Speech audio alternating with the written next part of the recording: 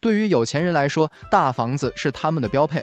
但是这2年住在大平层里的有钱人却开始越来越多的搬离大平层，别墅和联排别墅反而成了他们的新目标。这是为什么呢？据住过大平层的知情人介绍说，只因为大平层的缺点太明显，太不能忍受了。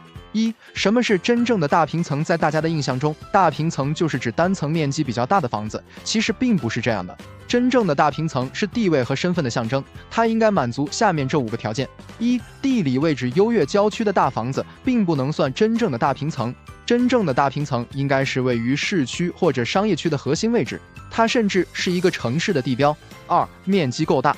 我们平常称180至260平方米的房子也是大平层，其实这只能算中等偏大的户型。真正的大平层面积应该在300平方米以上，空间要足够宽敞。合理的布局。大平层光面积够大是不行的，它的内部格局也应该更合理，比如套房的设计，每个卧室是否配备有独立的卫浴、衣帽间、书房等。高大上的建筑，外形有格调的大平层在建筑外形上一定是高大上的，看上去会带有几分商业建筑的气息，多会采用玻璃幕墙，而且层高也不会低，甚至可能达到20层以上，整体看上去就是高档。优雅的小区环境。真正的大平层，从进入小区的大门开始，你就会发现和普通小区的区别，它的内部环境一定是优雅精致的。除了最基础的绿化设施以外，还可能会拥有超大的游泳池、健身房等设施。物业的管理配备也会更人性化、更温情化。大平层的缺点。对于大多数人来说，光是大平层这些外在的优点就已经能吸引很多人了。那为何有钱人住过之后又后悔了，想搬离出去呢？只因下面这3个缺点太明显，太难忍受了。入住成本太高大，平层的入住成本比我们想象的要高。首先来说，买房时的首付就要不少钱。就拿一套300平方米的大平层来说，按照3万元每平方米的单价来算，首付也要300万以上。对于大平层来说，要想够格调，装修费自然是少不了的。300平方米的装修费打底也要200万起，房子还没有住进去，就已经至少500万出去了。对于有钱人来说，几百万可能不是大问题，但是这部分钱是需要用到家里的固定存款的，而不是流动资金，是需要实打实的付出去的，还不能影响家庭的正常生活。网友艾特天边的牡丹花说，我和先生前些年打拼赚了些钱，在我们这一线城市买了一套我们市区应该算是最高档的大平层了，建筑面积360平方米，首付付了550万，装修花了差不多300万。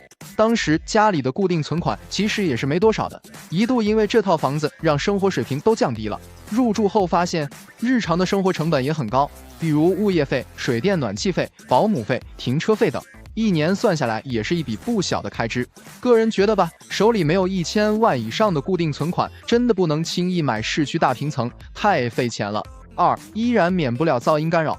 高档的大平层小区其实大多都是高层，一般都在15层以上，很少有5至6层的。这是因为要想凸显整栋建筑的气派，就需要有足够的高度才行。所以即使是一梯一户的格局，也只能保障你没有左右邻居，但还是有上下邻居的。虽然是高档小区，但是你也不知道你的邻居素质如何，全凭运气。